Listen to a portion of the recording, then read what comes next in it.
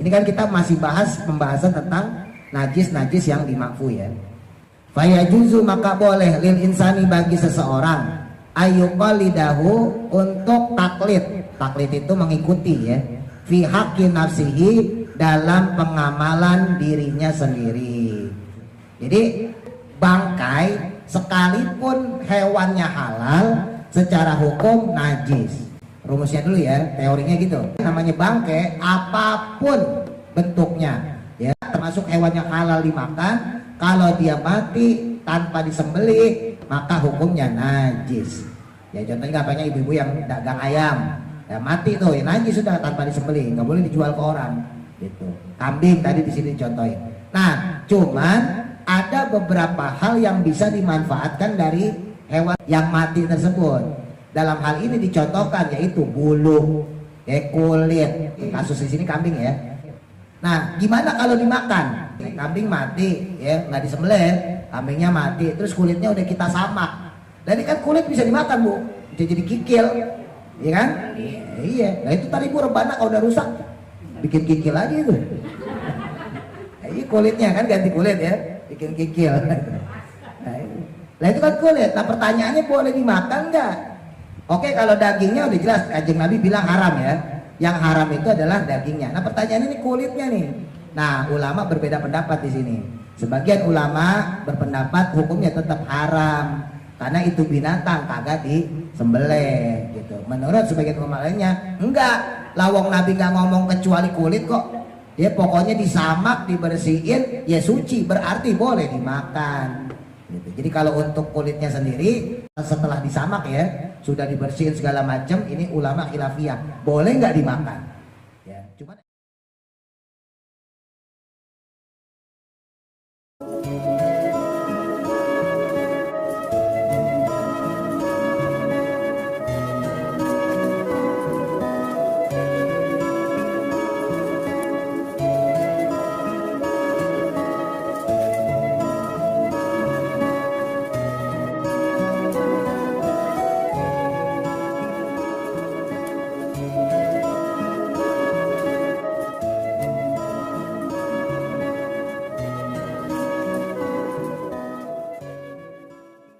Bismillahirrahmanirrahim.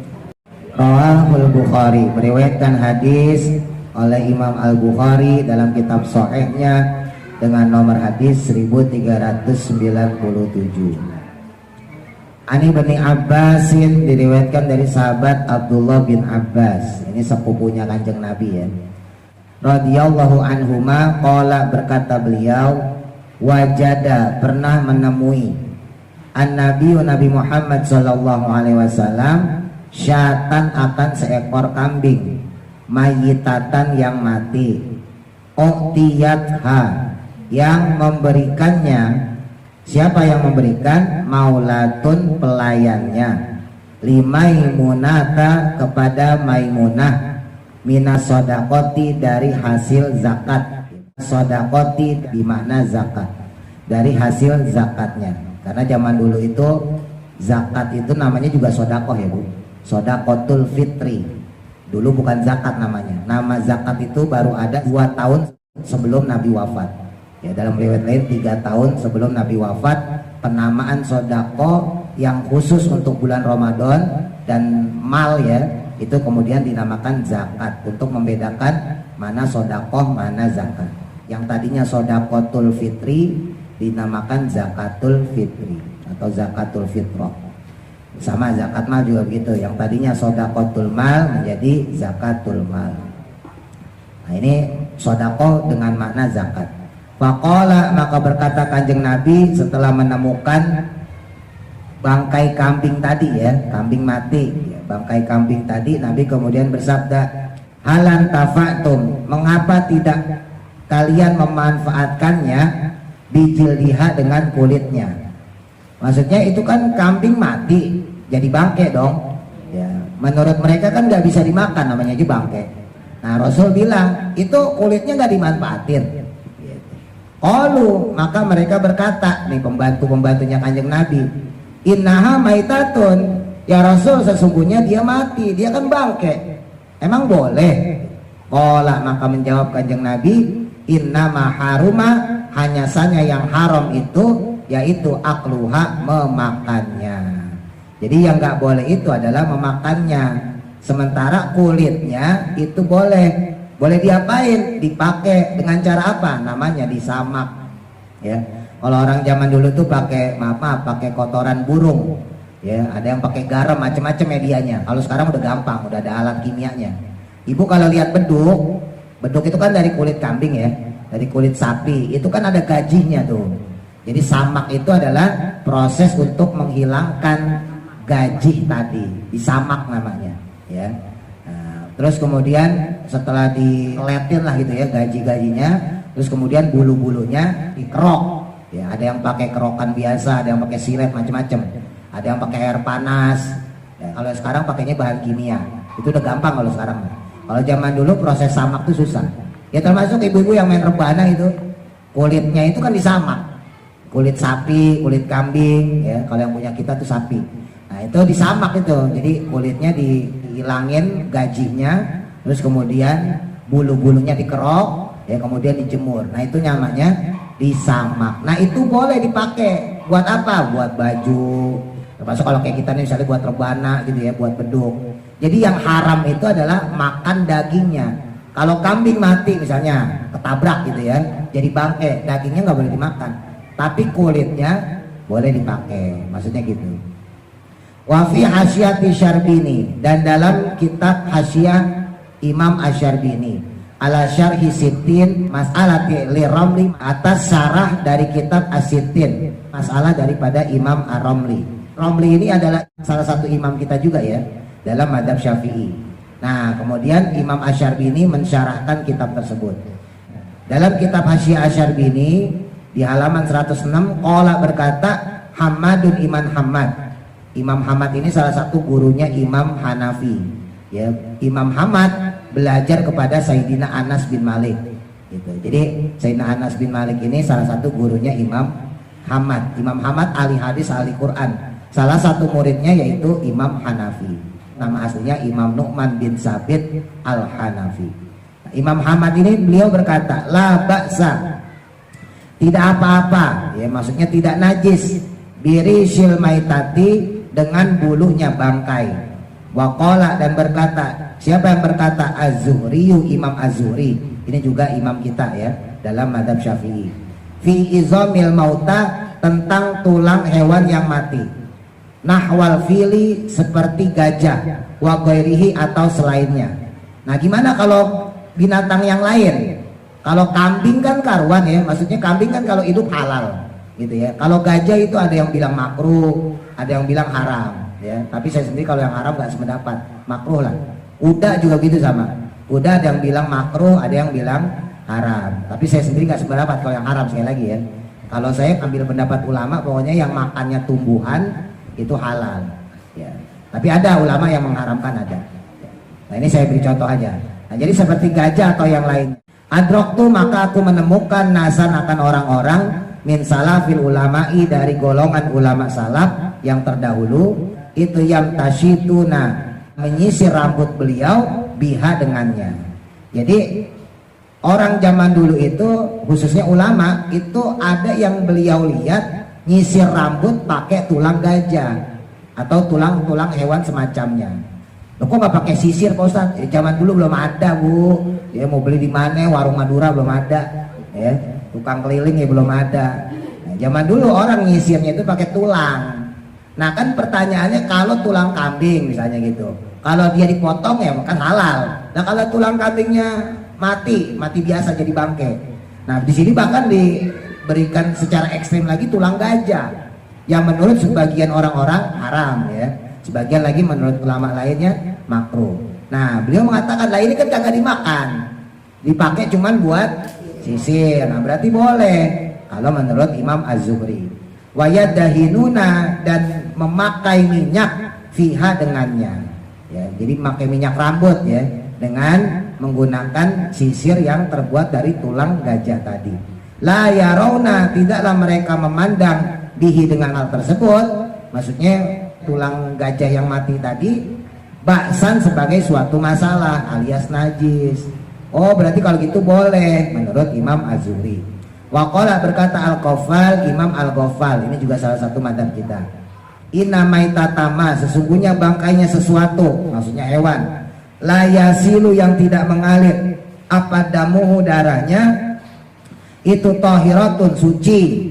Hewan yang tidak mengalir darahnya, maksudnya hewan yang menggumpal darahnya, itu kalau dia ternak kita ya, itu dihukumi suci. Suci dalam artian bukan berarti boleh dimakan, sekali lagi ya. Suci dalam artian berarti tidak membuat najis, maksudnya gitu. Contohnya apa? Kalkumli, seperti kutu. Kemarin udah kita bahas tuh ya. Wal barogisi, dan juga nyamuk. Wal dubabi, dan juga lalat. Kalau ibu masih ingat kemarin kita bahas, andai kata ada lalat kok masuk ke dalam minuman kita, ya kalau sayapnya cuma satu yang masuk, ya udah celupin sekalian. Gitu. Kan lalatnya mati bu, mati kan bangke ya. Kalau pakai hitung-hitungan najis kan sesuatu yang kemasukan najis jadi najis, kan gitu. Tapi berhubung lalat itu bukan termasuk hewan yang darahnya mengalir, karena dia darahnya beku, maka ketika dia masuk ke dalam minum maka tidak dianggap najis. Cuman kemarin sempat kita bahas, lalat itu sayap kanannya atau sayap kirinya mengandung racun dan obat. Kalau nggak kanannya ya racun, kirinya ya obat, atau sebaliknya kirinya racun, kanannya obat. Makanya ketika dia nyebur, dia tenggelam cuma satu sayap doang, ya udah tenggelamin sekalian. Boleh diminum, ya, asal nggak gila nih aja. Ya mungkin kalau minuman bisa kita buang lah. Kalau minuman kan remeh ya, ibu tinggal buang ambil lagi. Tapi kalau sesuatu yang nggak remeh, misalnya sop, ibu lagi masak sopnya sop daging, masa harus dibuang semua? Kan eman ya kan. Nah makanya maksudnya boleh kalau binatang yang darahnya menggumpal. Ya tadi di sini sebutin contohnya kutu, ya nyamuk, lalat gitu. Ini kan kita masih bahas pembahasan tentang najis-najis yang dimakfu ya. Fayajuzu, maka boleh lil insani, bagi seseorang, ayyuqalidahu, untuk taklid. Taklid itu mengikuti ya, fi haqqi nafsihi, dalam pengamalan dirinya sendiri. Jadi maksudnya taklid itu mengikuti orang dalam berhukum. Ya, hukum taklid untuk ilmu fikih, sebagian ulama mengatakan bahkan wajib. Ini saya bahas yang masalah fikihnya dulu. Jadi bangkai sekalipun hewannya halal, secara hukum najis. Rumusnya dulu ya, teorinya gitu. Namanya bangkai apapun bentuknya, ya termasuk di dalamnya hewannya halal ya. Ketika dia mati ya najis. Hewan apapun bentuknya, termasuk hewan yang halal dimakan, kalau dia mati tanpa disembelih maka hukumnya najis. Ya contohnya apanya ibu-ibu yang dagang ayam. Ya mati tuh, ya najis sudah tanpa disembelih, nggak boleh dijual ke orang. Gitu. Kambing tadi di sini contohin. Nah, cuman ada beberapa hal yang bisa dimanfaatkan dari hewan yang mati tersebut. Dalam hal ini dicontohkan yaitu bulu, kulit. Kasus di sini kambing ya. Jadi seandainya kambing nih mati nih, terus kemudian kulitnya kebeset ya, terus kemudian disamak, dibersihin, dipakai tuh misalnya buat pajangan, dipakai buat ambal, ya dipakai buat selimut, dipakai buat permadani gitu, boleh hukumnya. Ya. Begitu pula dengan misalnya gajah, ya pakai kunyah gading atau tulang, sekalipun hewan tersebut tidak halal dimakan, tapi nanti ada pertimbangan masalah kemewahan ya. Contoh misalnya kayak harimau, ya harimau itu zaman dulu bu, kulitnya kan diburu, ya sampai sekarang juga ya, sampai sekarang masih diburu, dipakai buat permadani. Nah itu kalau menurut jumhur ulama berarti 3 mazhab ya, Maliki, Syafi'i, Hambali. Yang pengecualiannya berarti Hanafi ya. Nah kalau menurut jumhur ulama hukumnya haram kalau kita pakai permadani, karpet yang terbuat dari hewan buas seperti harimau, apalagi macan, ular, pokoknya hewan buas ya. Kenapa? Karena bukan masalah najis tidak najis di situ. Ulama itu mempertimbangkan masalah harga. Namanya hewan buas pasti harganya mahal. Nah itu kan condong kepada kesombongan. Maksudnya begitu. Jadi bukan dari sisi fikih sebetulnya. Ya, ulama madhab ini mempertimbangkan kemewahannya. Beda dengan madhab Hanafi. Kalau madhab Hanafi tetap memperbolehkan. Kenapa? Karena emang hukum asalnya halal. Jadi binatang halal kayak binatang haram yang dimakan kayak ketika dia mati nggak disembelih, kulitnya boleh dimanfaatin, termasuk harimau. Jadi menurut ulama mazhab Hanafi silahkan dipakai buat permadani, dipakai buat karpet, dipakai buat pajangan. Kalau menurut mazhab Imam Hanafi. Kalau menurut jumhur ulama termasuk kita mazhab Syafi'i, hukumnya haram. Kenapa haram? Karena itu mempertontonkan kesombongan. Karena zaman dulu misalnya kayak tadi permadani atau karpet yang terbuat dari kulit hewan buas ya, kulit macan, harimau, ular, macam-macam, itu cenderung dipakai sama raja-raja, cenderung dipakai sama bangsawan. Kebanyakan yang pakai itu kalangan atas ibarat gitu Bu. Kalau orang-orang menengah kayak kita yang ke bawah ya nggak ada yang pakai karpet kayak begitu. Nah makanya kan diharamkannya di situ bukan dalam hal masalah najis tidak najis, tapi masalah adab, masalah pekerti. Kok sombong banget mentang-mentang kaya gitu ya, karpetnya pakai kulit yang terbuat dari kulit macan, kan kesannya sombong banget. Jadi yang dihindarkan sebetulnya itunya, bukan masalah halal haramnya gitu ya. Nah balik lagi, nah gimana kalau dimakan? Kambing mati ya nggak disembelih, kambingnya mati terus kulitnya udah kita samak, dan kan kulit bisa dimakan Bu, bisa jadi kikil ya kan? Iya, nah itu tadi Bu rebana kalau udah rusak bikin kikil aja itu. Iya kulitnya kan ganti kulit ya, bikin kikil. Nah itu kan kulit. Nah pertanyaannya boleh dimakan nggak? Oke kalau dagingnya udah jelas, Kanjeng Nabi bilang haram ya. Yang haram itu adalah dagingnya. Nah pertanyaannya ini kulitnya nih. Nah ulama berbeda pendapat di sini. Sebagian ulama berpendapat hukumnya tetap haram karena itu binatang kagak disembelih gitu. Menurut sebagian ulama lainnya enggak. Lawang Nabi nggak ngomong kecuali kulit kok. Ya pokoknya disamak, dibersihin, ya suci, berarti boleh dimakan. Gitu. Jadi kalau untuk kulitnya sendiri setelah disamak ya sudah dibersihin segala macam, ini ulama khilafiyah boleh nggak dimakan. Ya, cuman emang kalau zaman dulu nggak umum. Ya zaman dulu itu kulit itu dipakai biasanya buat baju gitu ya, dialasin baju. Nah, bagi mereka-mereka yang memperbolehkan ya bahwa kulit itu dimakan, maka semuanya diperbolehkan termasuk untuk ibadah Bu berarti. Berarti itu kulit boleh juga dipakai buat sejadah. Bukan hanya sebagai karpet, bukan hanya sebagai permadani. Itu konsekuensinya itu soalnya. Nah, bagi mereka-mereka ulama-ulama yang berpendapat, ya tetap kagak boleh dimakan, tetap haram. Ya, menurut mereka-mereka, oh berarti nggak boleh dipakai ibadah. Jadi nggak boleh kita pakein sejadah. Buat karpet begini boleh, tapi dipakai sholat kagak boleh. Kan beda fungsinya. Kalau duduk doang ada masalah, bukan ibadah. Tapi kalau kita pakai buat sholat jadi sejadah, maka hukumnya nggak boleh. Menurut ulama yang mengharamkan makan kulit yang disamak tadi. Paham ya maksudnya ya? Nah jadinya nih barangkali gitu kan ibu beli souvenir apa dikasih orang gitu ya. Nah biar tahu hukumnya. Jadi kalau andai kata ada hal yang terputus dari hewan tadi, anggota badan hewan tadi, memang hukum asalnya najis, tapi tetap bisa disucikan. Cuman sebagai bentuk kehati-hatian, ya saya pribadi sih menyarankan udah kita ambil yang najis aja deh, gitu. Jadi ya silakan kalau buat karpet nih boleh ya. Nah tapi kalau buat sejadah ya jangan deh. Walaupun ada ulama yang memperbolehkan. Kalau kita pakai pendapat ulama yang memperbolehkan, termasuk dimakan sekalian itu kan tidak apa-apa. Kalau menurut ulama yang memperbolehkan, tapi demi kehati-hatian, ya kita pakai pendapat ulama yang mengharamkan saja. Karena nanti konsekuensinya sama ibadah. Nah, ini saya beri contoh yang fatal, ya. Misalnya diantara ibu-ibu nih, yang suaminya ngerokok, yang suka pakai cangklong. Nah, kalau pakai cangklong, pakai pipa segala macam itu harus ditanya itu dari apa Pak? Kalau dari kayu nggak ada masalah, tapi kalau dari tulang dimasukin ke kantong baju, dipakai sholat ya nggak sah sholatnya. Soalnya kan itu najis. Dalam hal ini najisnya bukan untuk dimakan ya.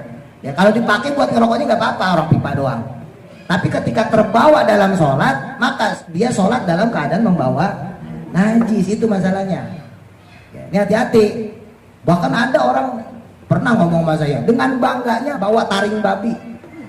Taring babi, apa? Ya giginya tuh, itu kan konon dipercaya bisa kebal tembak. Ada orang pernah ngomong sama saya, dengan bangganya nih, apa nih, tahu nggak? Ya saya tahu, saya kan tukang begituan juga. Maksudnya pernah menggeluti gitu ya, jimat-jimat gitu saya juga pernah menggeluti, jadi saya tahu. Loh, taring babi ini buat apa? Ya, biasa gitu, buat gaya-gayaan. Dalam hati saya, emang kamu nggak tahu nih taring babi hukumnya apa? Jangankan taringnya, babinya aja udah haram. Lah babinya aja udah najis.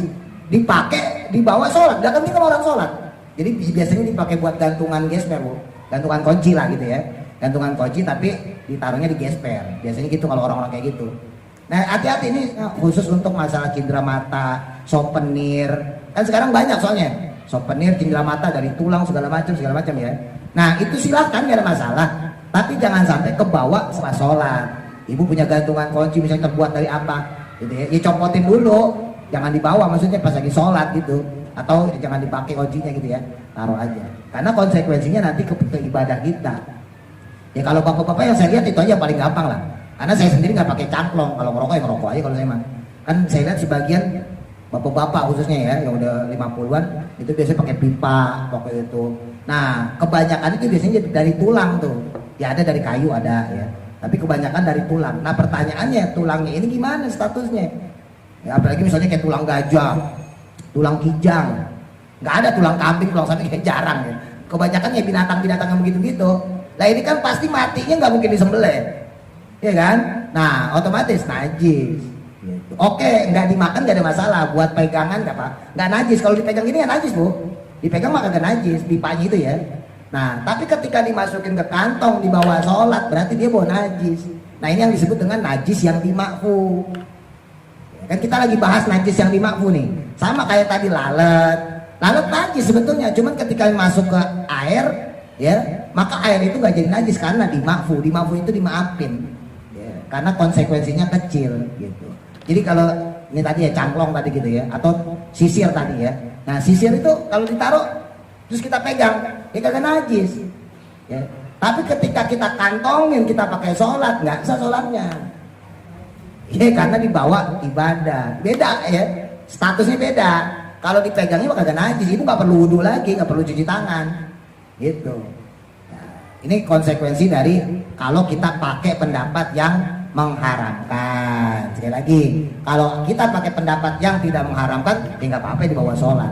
Cuman balik lagi, demi kehati-hatian, saya nyampeinnya itu aja, demi kehati-hatian lebih baik dihindarin. Kan nggak susah menghindarkan itu kan. Ya udah, suami ingetin atau anak mungkin ya diingetin, karena konsekuensinya pada ibadah. Walaupun ada pendapat ulama yang memperbolehkan. Sekali lagi, demi kehati-hatian lebih baik kita tinggalin. Karena khawatirnya dilalanya tahu-tahu yang benar itu pendapat yang mengharamkan. Lantas di akhirat akhirnya sholat kita kosong semua, ibadah kita kosong semua. Kenapa? Orang sholatnya kagak sah, membawa najis. Ya syukur-syukur sih yang nggak haram yang dimenangin, tapi nggak tahu kita. Namanya hukum fikih ya begitu. Kita nggak tahu aslinya yang mana yang benar. Kita cuma bisa menghukumi secara pandangannya ulama. Menurut ulama seperti ini, menurut ulama seperti itu. Kita cuma bisa mengkaji seperti itu. Nggak bisa memastikan menurut Allah yang benar, yang nggak bisa. Kalau udah menurut Allah ya ntar Allah yang tahu di pengadilan. Ya ntar kita nanya di akhirat yang benar yang mana ya Allah gitu.